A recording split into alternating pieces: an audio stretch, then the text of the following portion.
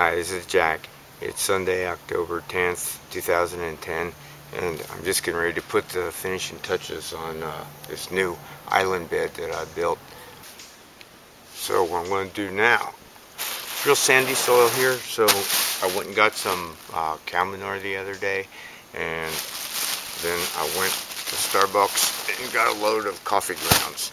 So I really like putting coffee grounds in the soil, especially where I have the perennials and stuff, because they are a source of nitrogen, so they provide nutrition to the plants. But also,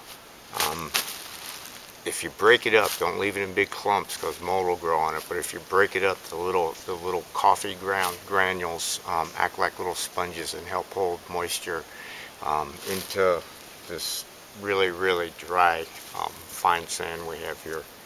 So it's doing two jobs for me. It's feeding the plants and it's helping to retain moisture in the soil. So I'm going to dig it in.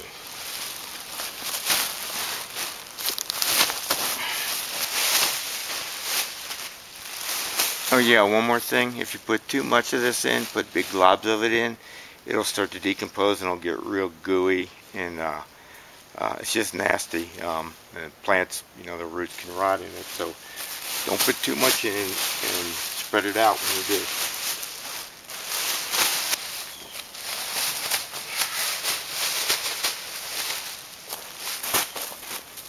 The other thing is it does have an acidic reaction, so plants that like an acid soil, like your azaleas and your camellias and around roses, they really appreciate it when you give them old coffee grounds. And if you're really nice to the baristas at Starbucks, they'll start saving them for you. So get friends so you can have all the coffee grounds you need. I've actually figured out at one point I probably put down, past several years, probably over 1,000 pounds of these. So I'm kind of wondering if our groundwater is caffeinated. I imagine it is. So I'm working it into the soil.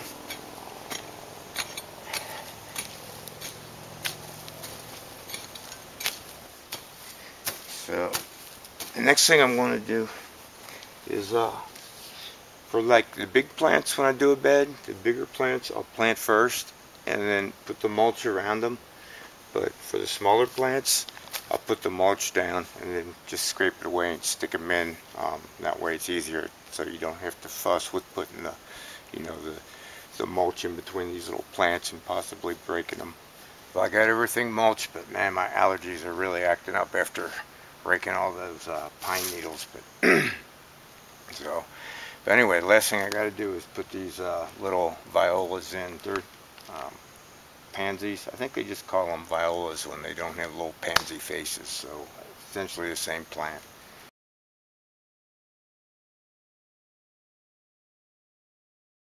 So I like to bust up the root ball a little first. Just dig down into the mulch, dig a hole, put him in, and repeat. And then when I'm all done, I'll water them. And then I'll go inside and see if I can do something about this allergy. Okay, it's almost done. I got me a Japanese array there that I dug up from the other side of the house, and there's a angel trumpet and a little blue agave, and there's my little violas I just planted, and then there's the sable minor that inspired the whole garden, and then there's some bromeliads that I need to look up to see what they are. And I think it's time for me to go in and get out of this pollen. Before I go, I want to give you a preview of the new Floridata plant list builder. Been working on this for several years now, and one of the things that you can do with it is document your gardens, and I just planted a new garden, so I thought I would use that as a way to demo one of the uses of this thing. Each of our plant lists that you'll be able to make consists of two parts. the list info, which is information about the list, like its name and title, and then the actual items in the list themselves. So that would be the plants in your list. I created this one the other day. I gave it the title Brick Border Flower Bed. That's what I'm calling it. And I gave it a description, and we indicate that it's a plant list. We have a couple different kinds of list that I'll demo later in later videos. We can also tag the list with a location or with a plant type with some other characteristics, so you can add your own tags. When you're done with your list, you can tick this checkbox here, and your list will appear in Floridata's plant list directory. So you'll be able to publish yourself and share it with your friends. I'd like to show you how we can view this list. This is what the public will see if you publish it, and once again, it's displayed in two parts and drop-down panels. And in this case, it's displayed as a database that looks pretty much how it did in your list builder, except for it's read-only. If people want to get a detail on one of the items, they can click it, and the information that you added, whether it's tags or just a description, appear in this overlay. And there's also a link to the Floridata profile. If the plant you add doesn't have a Floridata profile, we also have a way for you to interface with other plant databases. So I'll show you that next time too. For right now though, I'd just like to point out there can be, once you build a plant list, you can present it in a number of different ways. And in this case, we're looking at it as a searchable database, but it's not really that big with only 6 items. We don't really need that. And here's the same plant list displayed as a slideshow.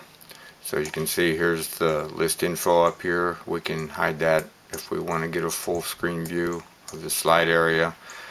In this case, if we want to see the detail, we just mouse over and it appears in a pop-up overlay.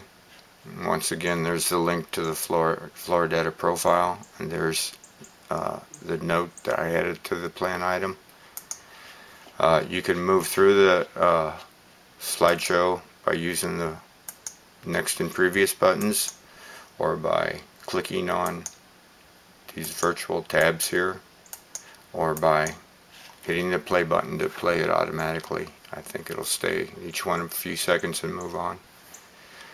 So depending on the intent of your plant list, we have a number of ways for you to display it. And I'd also like to point out that many of these will be available so that you can embed them in your own web pages on other sites.